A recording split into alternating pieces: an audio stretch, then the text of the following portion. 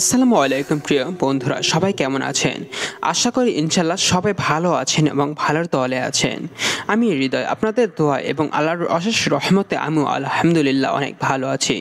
আজকে আমি আমার যে ঘটনাটা আপনাদের কাছে শেয়ার করব তা আমার ইমেল থেকে পাওয়া। ইমেলে যেভাবে লেখা আছে আমি ঠিক সেভাবে পড়ছি।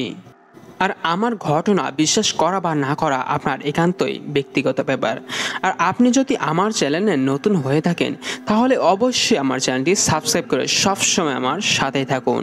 তাহলে কথা না বাড়িয়ে আমার ঘটনাটা শুরু করা যাক। প্রতিদিন ঘুম থেকে জাগলে আমি রুমে মেয়েদের উলঙ্গ ও লাশ হাওয়ায় ভেসে থাকতে দেখি। এটুকু বলে থামলো আবিব। ডাক্তার শিব একটু চুপ থেকে তাবিবকে ভালো করে দেখতে লাগলেন। চুল উস্কো খুস্কো, চোখ দুটো ভীষণ লাল, চোখের নিচে কালো দাগ পড়ে গেছে। ফর্সা মুখটা মলিন হয়ে আছে, দেখলেই কেউ বুঝে যাবে যে গভীর চিন্তায় সে আছে এবং বিপদগ্রস্ত। এতটুকু বলে তাপিব ভয়ে কুঁকড়ে আছে। শিফা পানি ভর্তি গ্লাস তাপিবের দিকে এগিয়ে দেয়। সে এক ঢোকে পুরো পানিটা শেষ করে আগের মতো বসে থাকে। ডাক্তার শিফা বলেন, আপনি মেয়েগুলোকে চিনেন? না, কখনো দেখছি বলে মনে হয় না। আমি জানি না আমার সাথে এসব কি হচ্ছে। প্লিজ আমাকে এসবের হাত থেকে বাঁচান। এভাবে চলতে থাকলে আমি পাগল হয়ে যাব। শান্ত হন মিস্টার তাফিব। আপনাকে সাহায্য করতে হলে আপনার পুরো ঘটনা আমার জানা প্রয়োজন। আপনি আমাকে পুরো ঘটনাটা খুলে বলুন। তাফিব ঢোক গিলেই ডাক্তার শিপার দিকে তাকায়। মিস শিপার কাছে সবটা খুলে বলতে সে ভীষণ অস্বস্তি বোধ করছে। সে এসেছিল শহরের অন্যতম বিখ্যাত সাইকোলজিস্ট ইকবাল হোসেনের কাছে, কিন্তু চেম্বারে এসে তাকে পেলেন না। তাই তার মেয়ে মিস শিপার শরণাপন্ন হতে বাধ্য হলেন। শিপা বুঝতে পারেন মিস্টার তাপিব অস্বস্তি বোধ করছেন। এক্ষেত্রে শিপা তার সাথে সহজ হওয়ার জন্য অন্যান্য প্রশ্ন করতে লাগলেন। আচ্ছা মিস্টার তাপিব, আপনার সাথে এই ঘটনার সূত্রপাত কবে থেকে? তখন মিস্টার তাপিব উত্তর দিল, প্রায় 4-5 দিন ধরে। আপনি কি প্রায় প্রতিদিন এটা দেখেন? যেদিন ঘুমাই সেদিনই দেখি। গত 2 দিন ধরে আমি ভয়ে ঘুমাই না। গত 2 দিন ধরে আমি এসব দেখিনি। জেগে থাকলেও বিভিন্ন ঘটনার সম্মুখীন হতে হচ্ছে আমাকে। আমার চারপাশে কারো উপস্থিতি টের পাই। মনে হয় আমার উপর কেউ নজর রাখছে, আমাকে তার বশে রাখছে। আচ্ছা, আপনি যখন লাশগুলো দেখেন তখন কাউকে ডেকে দেখেননি? আপনার ফ্যামিলি মেম্বারদের এই বিষয়ে বলেননি? মিস শিপা, আমি একাই থাকি। আমার পরিবারে কেউই নেই। লাশগুলোর দেখার 1-2 ঘন্টা পর সেগুলো উধাও হয়ে যায়। পুরো বাড়ি খুঁজেও পাওয়া যায় না সেই লাশগুলো, আর দেখতেও পাই না। আর ঘুম থেকে ওঠার পর আমি নিজেকে বিবস্ত্র অবস্থায় পাই। মনে হতেও আমি কারোর সাথে শারীরিক সম্পর্কে জড়িয়েছি। এই বলে তাফিম নিজের দিকে দৃষ্টি অবনত করছে। ডাক্তার শিবা একটু চমকে উঠলেন। এই ধরনের কোনো কেস কি তিনি আগে পাননি। তার ধারণা হচ্ছে একাকী বসবাস করতে করতে সেটার হয়তো হ্যালোসিলেশন হচ্ছে। একটা অদ্ভুত ঘোরের মধ্যে নিজেকে ডুবিয়ে রাখিছে। সেদিনের মতো ডাক্তার শিপা টুকটাক কাউন্সেলিং করে তাপিবকে বিদায় দেয়। তাপিব বাসায় ফিরে হতাশায় বিছানার উপর বসে পড়ল। মিস শিফা তার কথা বিশ্বাস করেনি, সেটা সে বুঝে গেছে। হয়তো এসব শুনে তাকে পাগলও ভাবছেন। উনি গোটা ব্যাপারটাকে তার হ্যালোসিলেশন ভরে ধরে নিয়েছেন, কিন্তু সে তো জানে না তার সাথে প্রতিনিয়তই কি হচ্ছে। এভাবে সে আর পারছে না। না ঘুমিয়ে আর কতদিন এসবের মুখোমুখি হওয়া থেকে নিজেকে মোকাবেলা করবে। এবার সিরিয়াসলি কিছু একটা করা প্রয়োজন। আজ রাতেও ঘুমাবে না বলে ঠিক করলো, কিন্তু চোখটা বারবার লেগে আসছে। না ঘুমিয়ে থাকা অসম্ভব। সে জেনেও তাপিব নিজেকে সংবরণ করার চেষ্টা করছে। 1 কাপ কফি নিয়ে ব্যালকনিতে গিয়ে বসলো। আনমনে ভাবতে লাগলো তার সাথে কেন এসব ঘটছে। এসব কি তার হ্যালোসিলেশন নাকি অন্য কোনো অলৌকিক প্রভাব? এবার কোনো ভালো হুজুরের সাথে এসব নিয়ে কথা বলতে হবে। যদিও সে এসব অলৌকিক কিংবা অশরীরী বস্তুকে বিশ্বাসী নয়, কিন্তু পরিস্থিতি আজ এমন পর্যায়ে তাকে এনে দাঁড় করিয়েছে যেখানে সব সম্ভব। অনেকক্ষণ কেটে যাওয়ার পর তাপিবের চোখটা লেগে লেগে আসছে। চেষ্টা করছে খোলা রাখার জন্য, কিন্তু সম্ভব হচ্ছে না। এমন সময় ঘরের আলো সবকিছু নিবু করতে শুরু করলো। আচমকা ভীষণ ঠান্ডা হয়ে গেল চারিপাশের পরিবেশ। তাপিব ধর পড়িয়ে উঠে বসলো। খারাপ কিছু একটা নিশ্চয়ই ঘটতে যাচ্ছে। ভিতর থেকে ভয়ঙ্কর সব চেঁচামেচির আওয়াজ ভেসে আছে। রক্তহীন করা মেয়েদের কান্নার আওয়াজ, বাচ্চার আকুতি, কাউকে হাতুড়ি দিয়ে বারবার আঘাত করার শব্দ। ভয়ে তাপিবের হাতটা অবশ হয়ে আসছে। উঠে দাঁড়িয়ে আস্তে আস্তে সে ভিতরের রুমের দিকে এগোয়। পুরো ঘর হঠাৎ করে অন্ধকার হয়ে যায়। তাপিব তাড়াতাড়ি পকেট থেকে ফোনটা বের করে ফ্ল্যাশটা চালায়। স্পষ্ট দেখতে পেল এলোমেলো চুলে সাদা শাড়ি পরা কোনো একটা মহিলা জানালার সামনে দাঁড়িয়ে আছে। ভয়ে চিৎকার করে উঠল, কে ওখানে? কে ওখানে? মহিলাটি শরীর না ঘুরিয়ে কেবল মাথা ঘুরাতে তাপে ভয়ে উল্টে দিকে ছুটতে থাকে। নিজের ঘরে এসে দরজা লক করে দেয়। তারপর দেখতে পায় রুমের কোনায় কোনায় ওই মেয়েগুলোর উলঙ্গ লাশ ভেসে আসে। ভয়ে কুকড়ে যায় সে। মিস শিবার নাম্বারটা ডায়াল করে অবনত কল দিতে থাকে। রিসিভ হওয়ার পর এক নিঃশ্বাসে বলতে থাকে, মিস শিবা এসব আমার হ্যালুসিনেশন নয়। আমার রুমে এখনো সবগুলো মেয়ের লাশ হাওয়ায় ভাসছে। ঘরের মধ্যে ভৌতিক সব কাণ্ড করছে। মিস্টার তাফিব, আপনি শান্ত হন। আমার মনে হচ্ছে আপনি খুব ভয় পেয়ে গেছেন। ভয় পেলে আমাদের মস্তিষ্কে অনেক ভ্রম জিনিস দেখায়। আপনি একটু রিল্যাক্সে ঘুমানোর চেষ্টা করুন। কাল আবার আমার চেম্বারে আসুন। না, আমি ঘুমাতে পারবো না। ঘুমালে আমার আজেবাজে কিছু হবে আমার সাথে। আমি কাল আপনার সাথে দেখা করব। ফোন রেখে দেওয়ার পর শিফা একটু দুশ্চিন্তায় পড়ে গেলেন। ছেলেটাকে দেখে তার কথা শুনে একেবারে মনে হয়নি সে মিথ্যে বলছে বা এসব তার ভ্রম। কিন্তু এসবের আসল ব্যাখ্যা কি বাবাও এখনো শহরের বাইরে থেকে ফিরছে না। না হলে কেসটার বাবাই হ্যান্ডেল করতো। কিছুটা সময় কয়েকটা বই ঘাটাঘাটি করেও সে সম্পর্কে কোনো তথ্য পেল না মিস শিফা। অতএব এটা মিস শিফার তাপিবের ভ্রম কিংবা মানসিক প্রতিক্রিয়া তা ছাড়া আর কিছুই বলা যাচ্ছে না। মিস শিফা তাপিবের ভয়ার্ত চেহারার দিকে তাকালেন। কাল রাতে তাপিবের সাথে নিশ্চয়ই এমন কিছু ঘটেছে যা তার জন্য এতটা ঘাবড়ে আছে সে। গলা ঝেড়ে নিয়ে মিস শিফা তাপিবকে প্রশ্ন করেন, আপনার কি মনে আছে এসব কোনো অশরীর কাজ? ব্যাপারটা আমার মনে হওয়ার উপর সীমাবদ্ধ নেই। এমন সব ঘটনা আমার সাথে ঘটছে যাতে করে আমাকে মেনে নিতে হচ্ছে এসব অশরীরীর প্রভাব। বিজ্ঞান এসব বিশ্বাস করে না। আর এর পিছনে অন্য একটা ব্যাখ্যা দিতে আমি পারি। আপনি যেহেতু একা থাকেন, এই একাকিত্ব এবং নিঃসঙ্গতা আপনার মস্তিষ্কে বিরূপ প্রভাব ফেলেছে। তাই আপনার মস্তিষ্কের সাময়িক ভ্রমকে মনে হচ্ছে বাস্তব কিংবা অশরীরিক কাণ্ড। আমি আপনাকে একটা সাজেশন দিতে পারি। আপনি বাইরে থেকে একটু ঘুরে আসুন, মন আর মস্তিষ্ক রিল্যাক্স দিন। দেখবেন সব কিছুই ঠিক হয়ে গেছে। তাপিব চুপচাপ মিস শিবার কথা সায় দিয়ে চলে এলো। শিবার কথাও ঠিক ফেলে দেওয়ার মতো না, কিন্তু তাও একবার হুজুরের সাথে দেখা করা বা কথা বলা উচিত। হুজুর তার সবকিছু শুনে পরে জানাবেন বলে তাকে বিদায় দেয়। উদ্বিগ্ন চিত্তে ব্যালকনির ওপাশ এপাশ পায়চারি করতে থাকে তাফিব। হুজুরের পক্ষ থেকে এখনো কোনো খবর এলো না। তবে কি হুজুর এই ব্যাপারটা আজ করতে পারছেন না? সাতপাঁচ ভাবতে ভাবতে ফোন হাতে নিল তাফিব। হুজুরের নাম্বারটা ডায়াল করতে ডাইনিং রুম থেকে প্রচন্ড ভয়ানক শব্দ আসতে লাগলো। তাড়াতাড়ি ছুটে ডাইনিং রুমে আসতে তাবিব দেখলো পুরো মেঝে রক্তে ভেসে আছে। হুজুরের কাটা মাথাটা শূন্যে ভাসছে। তাপিবের পুরো শরীর বেয়ে যেন ঠান্ডা তরল কিছু একটা নেমে যাচ্ছে। চোখের সামনে কাউকে এমন ঘরে ছুটে দেখতে লাগলো। তাপিব পাগলের মতো তাড়াতাড়ি দরজা খুলে বাসা থেকে বেরিয়ে রাস্তায় নেমে এলো। খুব ভয় করছে তার। সারা রাত সে তার বাসায় ফিরল না। বাসার অদূর রাস্তার ধারে বসে রইল। মিস শিফা এত সকালে তাবিবকে চেম্বারের সামনে দেখে কিঞ্চিত বিরক্ত হলেন। চুপচাপ চেম্বারে ঢুকে তাবিবকে ডেকে পাঠালেন। তাবিব ভেতরে ঢুকে শুকনো মুখে মিস শিফার দিকে একবার চেয়ে ঢবাস করে চেয়ারে বসল। মিস শিফা বিরক্ত করার সামনে নিয়ে বললেন, আপনি এত সকালে এখানে কেন? হ্যাঁ মিস শিফা, বিশ্বাস করুন, এসব আমার ঘটনা মোটেই আমার মস্তিষ্কের ভ্রম নয়। কাল আপনার চেম্বার থেকে ফেরার পথে একজন হুজুরের সাথে আমার এই ব্যাপারে কথা বলেছিলাম। উনি পরে জানাবেন বলে আশ্বাস দিলেন। কিন্তু কাল রাতে মিস শিফা ও ব্রুকুচকে বললেন, কাল রাতে কি? কাল রাতে ওনার কাটা মাথা আমার ডাইনিং রুমে শূন্যে ভাসছিল। এসব দেখে নিজেকে সামলাতে পারিনি। বাসা থেকে বেরিয়ে সারা রাত রাস্তায় কাটিয়েছি আমি। সকাল হতে আপনাকে জানানোর জন্য আসলাম। তাপিবের আজগুবি গল্পে মিস শিফা একবারেই সত্যি ভীষণ বিরক্ত হচ্ছেন। একবার এই কাহিনী বানিয়ে নিয়ে এসে মিস তাপিব তার সময় নষ্ট করছেন। এসব আর চলতে দেওয়া যাবে না।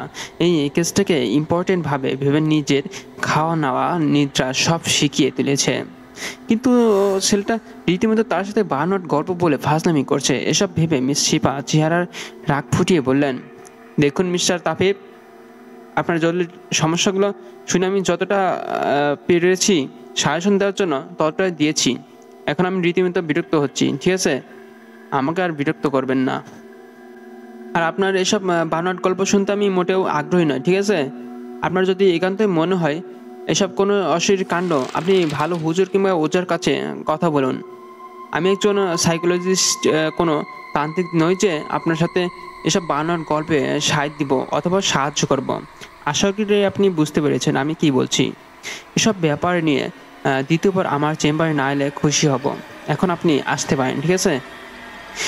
মিস শিপার কথা শুনে তাপিমের চেহারার কোনো ভাবান্তর দেখা গেল না। হয়তো এসব কথা শোনার জন্য সে আগে থেকেই মানসিকভাবে প্রস্তুত ছিল। পকেট থেকে হলুদ খামটা বের করে মিস্টার শিপার সামনে রেখে চুপচাপ চেম্বার থেকে বেরিয়ে গেল। মিস শিপা তাবিয়ের প্রস্থান দেখে মনে মনে একটু স্বস্তি পেলেন। এই কয়েকদিন ব্যাপারগুলো মাথায় অনবরত ঘুরতে থাকায় খুব অস্বস্তির ছিলেন সে। তাপিব অনেকটা দ্বিধাদ্বন্দ্ব নিয়ে দরজা খুলে বাসায় ঢুকলো। ভেবেছিল রুমের অবস্থা কাল রাতে এই মতোই থাকবো, কিন্তু না, সবকিছুই স্বাভাবিকই আছে। এখন নিজের কাছে নিজেরই মনে হচ্ছে সে কাল রাতে কোনো দুঃস্বপ্ন দেখেছিল। নিজেকে এসব থেকে একটু রিল্যাক্সে রাখা প্রয়োজন। এসব ধারণার ভ্রম ছাড়া আর কিছুই নয়। সবকিছু স্বাভাবিক চিন্তা করে নিজের মনটাকে এক প্রকার সান্ত্বনা দিয়ে শাওয়ারে ঢুকলো তাফিব। এই কয়েকদিন ধরে সময় মতো কিছুই করেনি সে। এবার থেকে স্বাভাবিক হয়ে চলবে, তাহলে সবকিছু ঠিক হয়ে যাবে, আর কোনো খারাপ চিন্তা মাথায় আসবে না। শাওয়ার শেষ করে রান্না বসালো। বুয়ো খালা থাকাকালীন এসবের রান্না বান্নার প্যারা তাবিবের ছিল না। বন্ধুদের সাথে আড্ডা, ঘোরাঘুরির পাশাপাশি নিজের ছোট ব্যবসাটার দেখাশোনা করা, এসব তার প্রতিদিনকার জীবনের অংশ ছিল। হঠাৎ করে তার জীবনটাই এলোমেলো হয়ে গেছে।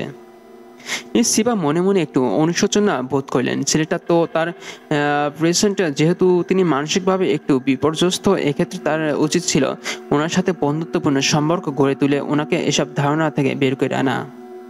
কিন্তু নিজের রাগটাকে নিয়ন্ত্রণ করতে না পেরে যা মুখে এলো তাই বলে ফেললেন সে। বিছানা শুয়ে কিছুক্ষণ ওপাশ ওপাশ করে ফোনটা হাতে নিল মিস শিবা। তাবিবের নাম্বারটা কয়েকবার কল করলেন, কিন্তু কোনো সাড়া পেলেন না। হতাশ হয়ে ফোনটা রেখে দিলেন। লাইট অফ করে শুয়ে পড়বেন, এমন সময় খেয়াল করলেন তার জানালার কাছে কয়েকজন দাঁড়িয়ে আছে। অন্ধকারে ঠিক বুঝতে পারলেন না ওরা কারা, তবে স্পষ্ট প্রতিবিম্বগুলো দেখতে পেলেন। উঠে গিয়ে জানালার পর্দা সরিয়ে কাউকে দেখতে পেলেন না। জানালাটা আটকে আবার বিছানায় ফিরে গেলেন। ছেলেটার সমস্যাগুলো ভেবে ভেবে নিজেরও মানসিক সমস্যা শুরু হয়ে গেল। পর্যাপ্ত রেস্ট প্রয়োজন এখন তার ভেবে লাইটটা অফ করে শুয়ে পড়লেন মিস শিপা। তাবিবের চোখ ঘুমে বারবার লেগে আসছে। রাত 3টা, সে ঘুমাতে পারেনি। আচ্ছা, শাওয়ার নেওয়ার পর ঘুমটা যেন আরো শক্ত করে চেপে আছে। কিছুতেই চোখ খোলা রাখতে পারছে না। সবকিছু তো তাপিব স্বাভাবিকভাবে মেনে নিয়েছে, এখন তো তার ঘুমোতে কোনো সমস্যা নেই। শুয়ে পড়তে আবার ভাবতে লাগলো, আজও যদি ঘুম থেকে জেগে কোনো বাজে কিছু চোখে পড়ে, পরক্ষণে নিজেকে ধিক্কার দেয়। এসব কেবল তার মনের ভুল, এমন কিছুর অস্বস্তি নেই আর ঘটতেও পারে না। তবে মাথা থেকে সবকিছু ঝেড়ে ফেলে ঘুমিয়ে গেল। নিদ্রার সাগর যেন তাকে ডুবিয়ে দিচ্ছে অতলে। হঠাৎ তাবিবের ভীষণ ঠান্ডা লাগতে লাগলো। মনে হচ্ছে বরফের উপর শুয়ে আছে সে। আধো আধো চোখ খুলে চাইলো ঘটনাটা কি হয়েছে। চোখ খুলতেই দেখলো ভোর হয়ে গেছে। উঠে বসে পুরোপুরি চোখ খুলতেই দেখলো প্রতিদিনকার ঘটনার মতো আজও সেই বিবস্ত টি শার্ট আর ট্রাউজার রুমের এক কোনায় কোনায় ছড়ানো। ভয় তার বুকটা কেঁপে উঠলো। আজ আবার কোনো মেয়েকে মরতে হলো নাকি? আর লাশ দেখতে হবে কেই জানে। এদিকে সেদিকে তাকিয়ে উপরের দিকে চোখ পড়তে দেখলো একটা মেয়ের অর্ধনগ্ন লাশ শূন্যে ভাসছে। মেয়েটার খোলা চুলগুলো মুখের সামনে এলোমেলো ভাবে ছড়িয়ে আছে। ঠিক বুঝতে পারছে না এটা কার লাশ। ভয়ে ভয়ে নিজেকে ঠিক করে বিছানা থেকে নামতে লাশটা যেন একটু নিচে নেমে এলো। ধমকা বাতাসে লাশের মুখের সামনে চুলগুলো সরে মুখশ্রী দেখা গেল। দেখে তাপে ভয়ে 2 কদম পিছিয়ে গেলেন। এটা তো মিস শিফা, উনি এখানে এলেন কি করে? আর ওনাকে এভাবে মারলই বা কে? ভয় আর দুশ্চিন্তা তাপে রুমের এক কোনায় বসে রইল। লাশটা এখনো শূন্য ভাসছে। কিছুক্ষণ পর লাশটাও উদয় হয়ে যাবে। পুরো বাড়ি ততক্ষণও করে লাশটা আর খুঁজে পাওয়া যাবে না। এখন মিস শিফার মৃত্যুর খবর তাবিব কাকে দিবে? কে তার কথা বিশ্বাস করবে? ফোনটা হাতে নিয়ে একবার ভাবলো পুলিশকে সবটা জানানো উচিত, কিন্তু পুলিশ আস্তে আস্তে লাশটা উধাও হয়ে যাবে। আর যদি পুলিশ তার কথা বিশ্বাস না করে, তবে উল্টো তাকেই মিস শিফার খুনি ভাবতে পারে। ফোনের স্ক্রিনে মিস শিফার 5টা মিস কল দেখে তাবিব অবাক হলো। অত রাতে মিস কল শিফা কেন দিল তাকে? উনি কি এই ব্যাপারে কিছু জানতে পেরেছেন আর এজন্য ওনাকে মেরে ফেলা হয়েছে? সবকিছু জোট পাকিয়ে যাচ্ছে। এর মধ্যে মিস শিফার লাশটাও উধাও হয়ে গেছে। তাবিব তৈরি হয়ে বাসার বাইরে গেল। শিপার নিখোঁজ হওয়ার ব্যাপারটা ইতিমধ্যে পুরো শহরে ছড়িয়ে গেছে। শিপার বাবার কড়া বিবৃতির মুখে পুলিশও শিপাকে উদ্ধার করতে কোমর বেঁধে নেমে অভিযানে। তাবিবের খুব ভয় করতে লাগলো। পুলিশ যদি শিপার নাম্বার ট্র্যাক করে, তবে তাবিব খুব বাজেভাবে ফেঁসে যাবে। কোনো কিছু না করেও সারা জীবন জেল খাটতে হবে তাকে।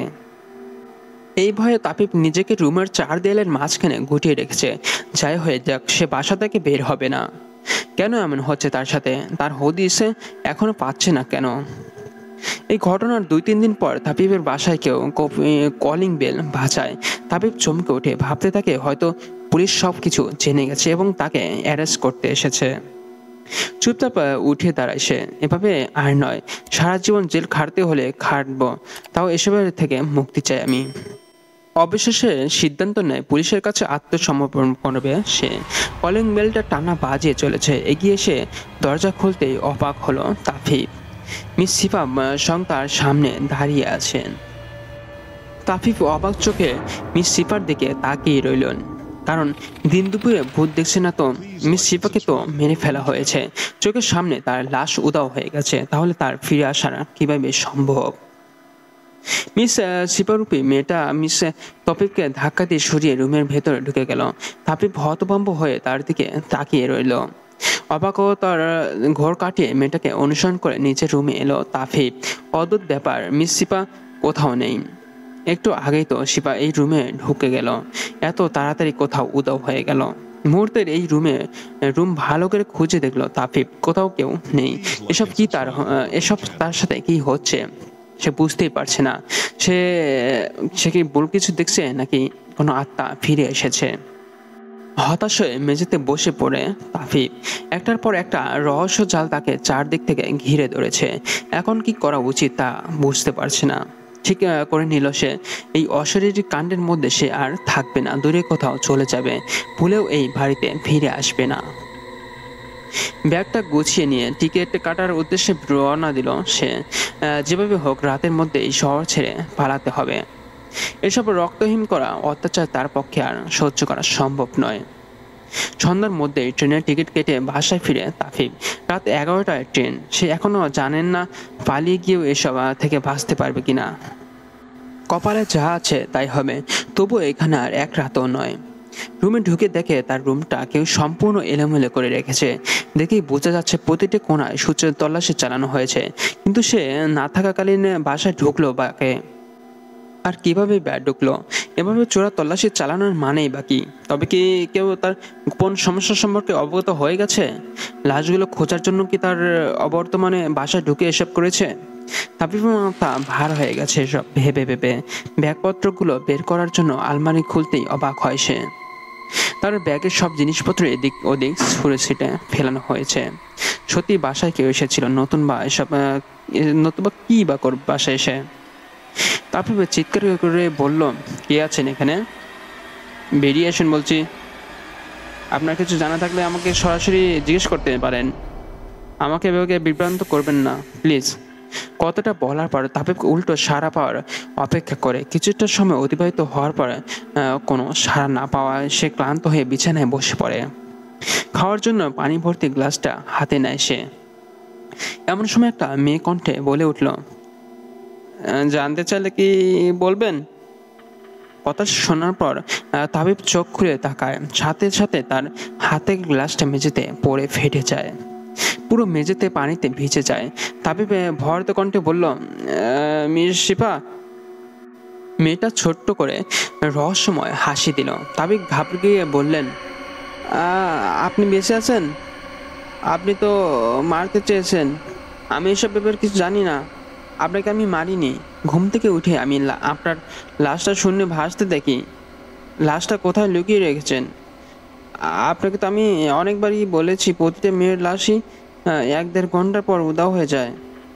আমার দেখা আপনার লাশটাও সেদিন কি এইভাবেই উধাও হয়ে গিয়েছিল। কিন্তু আপনি তো বেঁচে আছেন কি করে, হ্যাঁ? এসব কি শুধুমাত্র আপনার মস্তিষ্কের বোম? এমন সময় চারদিকটা থরথর করে কাঁপতে শুরু করলো। রুমের মধ্যে ধুলোভর্তি ধমকা হাওয়া ঢুকতে লাগলো। রুমের আলো সব নিমুনিমু করছে। বাতাসের সাথে কানে আসছিল কান ফাটা সর কান্নার শব্দ, চেনা গলার ভয়ানক আর্তনাদ। ফিসফিস শব্দ ভয়ে তাপে কাঁচুমুচো হয়ে গেল। অসহায় দৃষ্টিতে শিপারূপী মেয়েটার দিকে তাকালো। মেয়েটা উচ্চস্বরে আয়াতুল কুরসি সহ কয়েকটা দোয়া পড়তে আরম্ভ করেছে। এবার ঘরের পরিবেশটা আরো ক্ষিপ্ত হয়ে উঠল। ভারী ভারী আসবাবপত্র সব এদিক ছুটে আসছিল। মেয়েটা আরো জোরে জোরে কোরআনের আয়াত পড়ছে। কিছুক্ষণের মধ্যেই রুমের পরিবেশটা আবার শান্ত হয়ে গেল। তাবিব দীর্ঘশ্বাস নিয়ে মেয়েটার দিকে তাকালো। মেয়েটা এতক্ষণ অশরীর ভেবে ভয় পাচ্ছিল। মেয়েটা তাবিবের দিকে তাকিয়ে বলল, আপনার এই বাড়িতে জিনের আচর আছে জানেন? টের পেয়েছিলাম অশরীর কিছু আছে, কিন্তু আপনি তো আমার কথা বিশ্বাস করেননি। একজন সাইকোলজিস্ট হিসেবে আমার পাগলামি ধরে নিয়েছিলেন। মেয়েটার চোখ মুখে কালো ছায়া গেছে দেখে মনে হচ্ছে এক মুহূর্তে কেঁদে দিবেন। তাবিব এই অবস্থা দেখে জিজ্ঞেস করলাম, কি হয়েছে? আপনার জন্য শিপা আপুকে জিনের হাতে মরতে হলো। শিপা যদি মারা যায় তাহলে আপনি কে? বিশ্বাস করুন, আমি এসব কিছুই জানি না। আমি শুধু আমার ব্যাপারটা তার সাথে শেয়ার করেছিলাম। আমি সাপা আর আমি দুই যমজ বোন। প্রফেশনাল সাইকোলজিস্ট আর আমি গোস্ট ইনভেস্টর। প্যারানর্মাল ইনসিডেন্টগুলো ইনভেস্টিগেশন করি। আমি দেশের বাইরে থাকি। আপুর নিখোঁজ হওয়ার খবর শুনে আমি দেশে ফিরে এসেছি। আপনি খোঁজ পেলেন কি করে, যে এত সব ঘটনাই বা জানান কি করে? আপুর নাম্বার ট্র্যাক করে দেখি আপু লাস্ট কল আপনাকে করেছে। গতকাল রাতে আপুর ডায়েরিটা পড়লাম, যেখানে আপু তার সব কেসের কথা লিখে রাখে। সেখান থেকে আপনার ঘটনা জানতে পারলাম। আমার নিঃসন্ত হয়েছে আপনার উপর। ব্যাপারটাকে আগে সাধারণ দৃষ্টিতে নিলাম, ভেবে নিলাম এসব আপনার কাজ। নিজের নোংরা কাজগুলো ঢাকতে গল্প বানান। এজন্যই আমি আপনার বাসায় ঢুকে লুকিয়ে থাকি। আপনি বের হওয়ার পর সবকিছু চেক করি। এখন ভালো করে বুঝলাম এসব জিনদের কাজ, তারাই এসব করছে। আপনি আমাকে বলুন এসব কেন হচ্ছে আপনার সাথে আর কি? কিসের ক্ষোভ আপনার? মিস সাফা, আমি এসব কিছুই জানি না। হঠাৎ করে এসব ঘটছে আমার সাথে। আমি রীতিমতো এসব নিয়ে ঘাবড়ে আছি। তাহলে পালাচ্ছিলেন কেন? এসব থেকে মুক্তি পাওয়ার জন্য, যাতে আর কখনো ঘুম থেকে উঠে কোনো মৃতলে মেয়ের লাশ না দেখতে হয়। এসব ব্যাপারে আপনি আর কার কার সাথে শেয়ার করেছিলেন? মিস সিপা এবং একজন হুজুরের সাথে। দুর্ব্যবস্থায় তাদের দুজনের মৃত্যু খুব ভয়ানকভাবে হয়েছে। মিস সাপা একটু চুপ থাকে বললেন, আমি চলে যাচ্ছি। এসব থেকে আপনি এত সহজে মুক্তি পাবেন না। অতএব পালাবার চিন্তা বাদ দিন। আমি আপনাকে এসব থেকে মুক্তি পেতে সাহায্য করব, বাকিটা আল্লাহর ইচ্ছে। আপনি আমার কথা শুনুন। আপনি রাতে ঘুমাবেন না কোনো মতেই। দিনের বেলা এসব হওয়ার আশঙ্কা নেই। দিনে ঘুমিয়ে নেবেন। আমি কাল রাতে আবার আসব। ছাপাকে বিদায় দিয়ে তাবিব শুয়ে শুয়ে সবকিছু ভাবতে লাগলো। কখন যে চোখ লেগে আসতে বুঝতে পারেন। ঘুমের মধ্যে শরীরের খুব ব্যথা অনুভব করতে লাগলো। মনে হচ্ছে কেউ তার শরীর থেকে কিছু একটা টেনে বের করতে চাচ্ছে আর কি। চেষ্টা করা সত্ত্বেও তার হাত পা নড়ানোর শক্তি পাচ্ছে না, চোখ খুলতেই পারছে না। এদিকে দম বন্ধ হয়ে আসছে। আর কিছুক্ষণের চলতে থাকলে সে বেঘরে মারা যাবে। এমনি মুহূর্তে ফোনে বেজে উঠলো। তবে বুঝতে পারলো সাপা ফোন করেছে, কারণ সে সাপার নাম্বারটা টোন আয়াতুল কুরসি সেট করেছে। আস্তে আস্তে সে স্বাভাবিক হতে লাগলো। শরীরের উপর ভারটা কমে যেতে লাগলো। চোখ খুলে উঠে বসে হাঁপাতে হাঁপাতে সাপার ফোন রিসিভ করলো। হ্যালো, বলুন। আপনার বাসায় কি কোনো মহিলা থাকে? না, কেন? আপনি কি কোনো মহিলাকে দেখেছিলেন? একবার দেখছিলাম, পিছন থেকে পরনের সাদা শাড়ি ছিল। আপনি এভাবে হাঁপাচ্ছেন কেন? ঘুমের মধ্যে কেউ আমাকে মেরে ফেলার চেষ্টা করেছিল। আপনার ফোন আসার পর ছেড়ে দিল। সাবধানে থাকবেন। ভয় লাগলে ফোনে কোনো সূরা চালিয়ে দিন ফুল ভলিউমে। ফোন রাখার পর তাবিব ভাবতে লাগলো, মিস সাফা কি সেই মহিলাটিকে দেখেছেন? কে সেই মহিলা? কি চায় এরা আমার কাছে? রাত 9টার দিকে মিস সাফা তাফিফের বাসায় এসে পৌঁছালেন। সিঁড়ি ভেঙে দোতলায় ওঠার সময় দেখলেন একজন সাদা শাড়ি পরা নারী সিঁড়ির পাশে দাঁড়িয়ে আছে। মিস সাফা নিশ্চিত হলেন উনি সেই যাকে কাল রাস্তা থেকে বাসার ব্যালকনিতে দাঁড়িয়ে থাকতে দেখেছিলেন। ভয়ে ভয়ে সিঁড়ি বেয়ে উপরে উঠতেই চেহারাটা স্পষ্ট দেখল মিস সাফা। দেখেই ভয়ে হার্টবিট ক্রমশই বেড়ে গেল। মাঝারি বয়সের মহিলা, চোখে নেই, চোখের জায়গাটা ফাঁকা, অন্ধকার কালো। মহিলাটি একটু রাগারাগি ভাব নিয়ে সাফার দিকে তাকিয়ে আছেন, ভীষণ ভয়ানক ভাবে দেখাচ্ছে তাকে। হঠাৎ করে মহিলার চোখে স্থান থেকে রক্ত পুষ বেয়ে বয়ে উঠতে লাগলো। সেই সাথে রক্তাক্ত ছিন্নভিন্ন চোখ মুখের এক পাশে লেগে আছে। সাফার মুখ দিয়ে কোনো ধোঁয়া দরুদ বের হচ্ছে না। কোনো রকম সেখান থেকে অনেকটা ছুটে বাসার ভেতরে ঢুকে গেল। মহিলাটা তখনও তার দিকে চেয়ে আছেন। মিস সাফা এভাবে হাঁপাতে দেখে তাফিফ একটু দুশ্চিন্তায় পড়ে গেল। পানির গ্লাসটা এগিয়ে দিয়ে বললেন, কি হয়েছে মিস সাফা? সাফা পানির গ্লাসটা খালি করে চুপচাপ বসে চিন্তা করতে লাগলেন। তাবিব আর কিছুই জিজ্ঞেস না করে সাফার থেকে কিছুটা দূরত্ব রেখে বসে রইল। কিছুটা সময় পরে মিস সাফা জিজ্ঞেস করল, আপনার মায়ের মৃত্যু কবে আর কিভাবে হয়েছিল? তাবিব একটু চমকে সাফার দিকে তাকায়। এই মেয়েটাকে তো সে বলেনি তার মায়ের কথা, তাহলে মেয়েটা জানলো কি করে? তাবিব চুপ থাকতে দেখে সাফা পুনরায় একই প্রশ্ন করলো। তাফিব ধরা গলায় বলল, এসব ঘটনার কিছুদিন আগে মা মারা গেছেন। আপনি আমার মায়ের কথা কি করে জানলেন? বলছি, আগে আমার প্রশ্নের উত্তর দিন মিস্টার তাফিব। কিভাবে মারা গিয়েছিল আপনার মা, আর আপনি একই কথা চেপে গেলেন কেন? আমার মা ছিলেন একজন মানসিক বিকারগ্রস্ত। গত 3 বছর ধরে উনি মানসিক ভারসাম্যহীন ছিলেন। সারাক্ষণ নিজেকে একটা রুমের মধ্যে আবদ্ধ রাখতেন, কারোর সাথে কোনো কথাও বলতেন না। অন্য কারো ওনার ঘরে প্রবেশ করা পছন্দ করতেন না তিনি, এমনকি আমারও না। রেগে গেলে অনেক অযাচিত আচরণ করতো, পাগলামি করতো, তাই আমি তাকে এড়িয়ে চলতাম। মায়ের দেখাশোনা বুয়া খালি করতো। আমি সময় সময়ে খোঁজ খবর নিতাম। কিছুদিন আগে হয়তো রাগের মাথায় উনি ওনার নিজের চোখ দুটো খুঁচিয়ে ছিন্নভিন্ন করে ফেলেন এবং তৎক্ষণাৎই মা মারা যান। হয়তো কেন আপনি জানতেন না এই কাজ উনি কেন করেছেন? কিংবা বোখালা জানতো না? মায়ের পাগলামি হঠাৎ হঠাৎ চেপে বসে, তখন নিজেকে আঘাত করেন, ভাঙচুর করেন, নিজে নিজে উচ্চস্বরে কথা বলেন। বোখালা মায়ের মৃত্যুর কিছুদিন আগে গাড়ি চাপায় পড়ে মারা যান। তাই নতুন বউ আসা অবধি মাকে একাই রাখতে হতো। এর মধ্যেই মা এই কাণ্ড করে বসেন। আমি সেই রাতে আমার মৃত্যু পথযাত্রী বন্ধুকে রক্ত দিতে গিয়েছিলাম। এসে কোনো সারা শব্দ না পেয়ে মায়ের রুমে এসে দেখি ওনার লাশ পড়ে আছে মেঝেতে। খুঁচিয়ে খুঁচিয়ে বের করা ছিন্নভিন্ন চোখের অংশ বিশেষ মেঝেতে লেপ্টে আছে। বলতে বলতে তাবিবের চোখে ভিজে এলো। আপনার বাবা কি মারা গেছেন? না, বাবা পরকীয়াতে জড়িয়ে আমায় ছেড়ে চলে গেছেন 3 বছর আগেই। তারপর থেকে মায়ের অবস্থা এইরকমই হয়। বাবা মায়ের প্রেম গঠিত বিয়ে ছিল, তাই মা এই বিচ্ছেদ হয়তো মেনে নিতে পারেননি।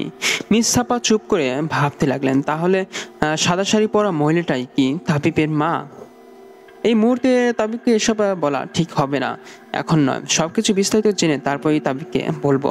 মিস্টার তাবিব, আপনার মায়ের রুমে যাওয়া যাবে কি একটু? মায়ের রুমটা তো পরিষ্কার করে ফেলা হয়েছে, সবকিছু ফেলে দিয়েছি, তারপর তালা বন্ধ করে দিয়ে রেখেছি। তবুও যেতে যাচ্ছে আর কি। আচ্ছা আসুন। তাফিফকে অনুসরণ করে সাফা বদ্ধ রুমটাতে এলো। সবকিছু তকতকে করে রাখা আছে, তবে দেয়ালে অনেক অদ্ভুত চিহ্ন, লেখালেখির আর দাগ। মানসিক রোগীদের ঘরে যেমন থাকে তেমনি। এদিক সেদিকে একটু ঘাটাঘাটি করলো সাফা। সাফাকে রুম থেকে বেরিয়ে আসতে দেখে তাফিফ জিজ্ঞেস করলো, আপনি কি কিছু জানতে পেরেছেন? না, তেমনি কিছু পাইনি।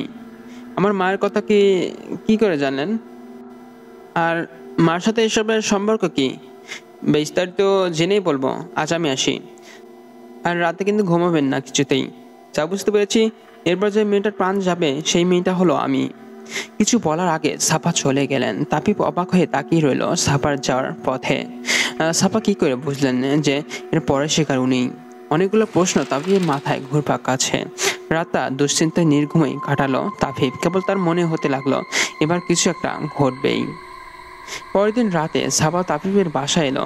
সাফার চেহারা দেখে তাপিব চমকে উঠল। মিস সাফাকে খুব উদ্বিগ্ন আর ভয়ার্থ দেখাচ্ছে। সাফা আর তাপিবের সাথে কোনো কথা না বলে দোয়াদৌড় পড়তে পড়তে মেঝেতে একটা বৃত্ত আঁকালো।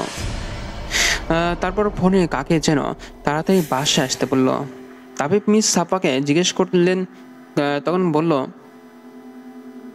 কি হয়েছে বলুন তো? আপনাকে এমন চিন্তিত দেখাচ্ছে কেন? আজ ওরা আমার ঘুমের জন্য অপেক্ষা করবে না। আপনার জ্ঞান থাকা অবস্থায় আমাকে বাকি মেয়েদের মতো হত্যা করবে এবং আপনার শরীরে ভর করবে। সেদিন রাতে ওরা আপনার শরীর দখল করতে চেয়েছিল কিন্তু পারেনি। এখন এত কথা বলার সময় নেই। আপনি বৃত্তের ভিতরে প্রবেশ করুন। যে কোনো মুহূর্তে ওরা আক্রমণ করবে। তাপিব সাফার কথা বুঝতে পারলেন না। সাফার নির্দেশ মতো বৃত্তে প্রবেশ করে দোয়া ধরে পড়তে লাগলো।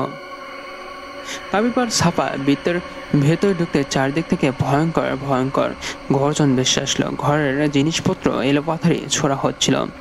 সাফা চিৎকার করে বলল, আপনারা চলে যান এখান থেকে, আর কারো ক্ষতি করবে না দয়া করে। হঠাৎ করে ঘরের পরিবেশ শান্ত হয়ে এলো। কয়েকটা ধোঁয়াশা জাতীয় কিছু বৃত্তের সামনে এসে স্থির হলো। খুব কর্কশ কণ্ঠে অদৃশ্য কেউ বলে উঠল, যাব না। আমরা এই ছেলেটার শরীরে ভর করে শয়তানের প্রচার করব। সেটা তোকে মেরে তুই আমাদের শেষ শিকার। বেরিয়ে আয় ওখান থেকে, তোদের মুক্তি নেই আমাদের হাত থেকে। তাতে কি আপনারা মুক্তি পাবেন? আপনারাও তো এখন শুকনো জালে জড়িয়ে আছেন কারো দাসত্বে। অন্যদিকে নীরবতার পিনপতন ঘটছে। সাফা একটু থেমে আবারও বলা শুরু করলো, নিজেদেরকে দাসত্বের বেড়াজাল থেকে মুক্ত করে নিজের জগতে ফিরে চাইলে এসব বন্ধ করো, ঠিক আছে? যে কারণে এই জগতে এসেছেন সেটা করলে আপনার এখান থেকে মুক্তি হবেন এবং নিজেদের জগতে ফিরে যেতে পারবেন। সেটা আমার পায়নি, আর হতিশা পায়নি তার। অতএব আমরা এটাই করবো, সেটা শরীরে বড় করে ওটাকে চুষে খাবো। তোকে নগ্ন করে শয়তানকে সন্তুষ্ট করতে পারলে আমরা ওর শরীরে ভর করতে পারবো। এর অনুমতি ছেলেটার মা নিজে আমাদেরকে দিয়েছে। তাবিব অবাক হয়ে সাফার দিকে তাকলো। মিস সাফা, এরা এসব কি বলছে? আমার মা এসব করতে বলে গেছে নাকি? ওরা যা বলেছে তা সত্যিই। চিন্তা করবে না, ইনশাল্লাহ আজই এসব অরাজকতার অবসান হবে। আপনার মায়ের কারিন জিনও এই বাসা থেকে বিতাড়িত হবে। আমার সবকিছু কেন জানি ঘোলাটে লাগছে। দেখতে থাকুন, আপনাকে পরে সব খুলে বলবো। সাফার ফোনটা বেজে উঠলো। রিসিভ করে একটু কথা বলে রেখে দিল। তারপর ধোঁয়াশা জিনিসগুলোকে লক্ষ্য করে বলল, আমি আপনাদের মুক্ত করতে সাহায্য করব। তার বিনিময়ে আপনারা চিরদিনের জন্য এখান থেকে চলে যেতে হবে। আমি রাজি। এক্ষুনি এই বাসায় লোকজন প্রবেশ করবে, সেই আপনাদের আসল শিকার। তাকে মেরে আপনারা দাসত্ব থেকে মুক্তি হন, নিজের জগতে ফিরেছেন। ঘরের ভেতরে আবার ধমকা বাতাস বইতে শুরু করলো। ধোঁয়াশার জিনিসগুলো একসাথে মিশে ঘুরপাক খেতে খেতে রুমের বাইরে চলে গেল। তাবিব আবার সাফা ও পিছু পিছু বারান্দায় ছুটে গেল। তারা দেখলো একটা লোক বাসায় ঢোকার সাথে সাথে ধোঁয়াশাগুলো তাকে ঘিরে ধরলো চারিপাশ থেকে। তাবিব সাফাকে জিজ্ঞেস করলো, লোকটাকে আর জিনগুলোর শিকার উনি বা কিভাবে হন?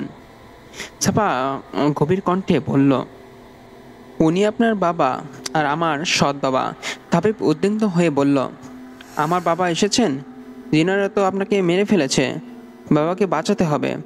সাফা তাবিবকে বাধা দিয়ে বলল, কিছু পাপের শাস্তি দুনিয়াতে হওয়া উচিত। একটু পরে লোকটার মৃতদেহ মেঝেতে পড়ে রইল। শরীরের সব অংশ ছিন্ন ভিন্ন করা হয়, চোখ দুটো তেমন খুঁচিয়ে বের করা যেমনটা তাবিবের মায়ের ছিল। চারদিক থেকে একটা মহিলার অট্ট হাসি ভেসে আসতে লাগলো। তার ক্ষীণ থেকে ক্ষীণতর হতে হতে বিলিয়ে গেল সেই লোকটার লাশও। ও ছাপা একটা স্বস্তির নিঃশ্বাস ফেললো সাথে সাথে। আর নিঃশ্বাস নেওয়ার পরে বলল, জিনের আঁচড় সম্পূর্ণ কেটে গেছে। একটু আগে যে হাসির শব্দ শুনলেন সেটা আপনার মায়ের সাথে থাকা কারেন্ট জিনের হাসি।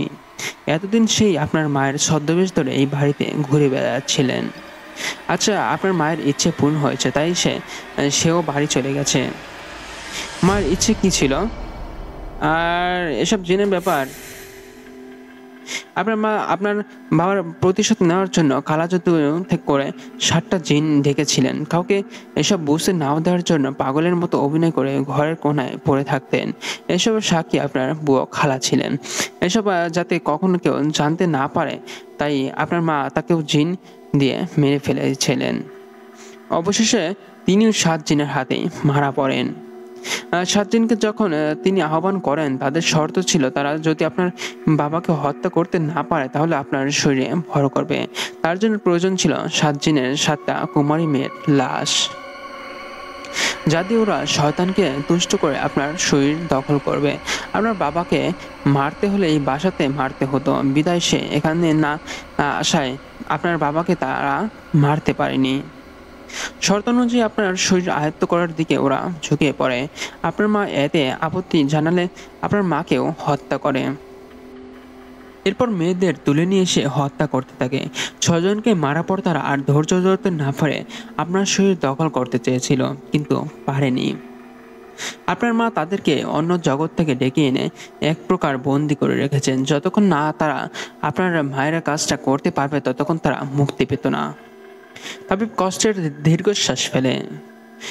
আমার বাবার খোঁজ আপনি কি করে পেলেন? সে আপনার সৎ বাবা হয় কি করে? 3 বছর আগে আমার মা আপনার বাবার সাথে পরকে জড়িয়ে আমার বাবাকে ত্যাগ করেন। আমরা দুজন আমার বাবার কাছ থেকেই যাই। একদিন জানতে পারি আপনার বাবা আমার মাকে গলা টিপে মেরে ফেলেছে। আপনার আর আমাদের সম্পত্তি তার নামে লিখে না দেওয়ায় এসবই জানতে পারি আপনার মায়ের ডায়েরি পড়ে। সেখানে আপনার বাবার একটা ছবিও ছিল। তাই তাকে পাপের শাস্তি দিতে এখান থেকে ডেকে আনলাম। সে তার শাস্তি পেয়ে গেছে, আর আপনিও 7 জিনের অত্যাচার থেকে বেঁচে গেলেন। ওরা 7 জন আপনার শরীর দখল করে নিলে আর কত নিরীহ মানুষের প্রাণ যেত। মায়ের এমন উগ্ন প্রতিশোধের জন্য মাঝখান থেকে কত নিরীহ প্রাণ গেল। ছাপা একটু চুপ করে থেকে বলল, সেটাই। জিনকে আয়ত্ত করে নিজে কিছু করতে গেলে নিজেকেও ক্ষতির শিকার হতে হয়। ভুলে যান সব। 7 জিনের অধ্যায় স্মৃতি থেকে মুছে ফেলুন, যা হারানোর তা হারিয়ে ফেলেছেন। তাফিফ দীর্ঘশ্বাস ফেলে ছাপার কথায় সায় দেয়। আসলে জিনদের থেকে মানুষের প্রতিশোধ স্বভাবই ভয়ানক। বন্ধুরা, আমার এই ঘটনাটা কেমন লেগেছে তা অবশ্যই আমার কমেন্ট বক্সে জানাবেন, কারণ আপনার একটা কমেন্ট আমাকে নতুন নতুন ভয়ঙ্কর ঘটনা বলতে উৎসাহিত করবে।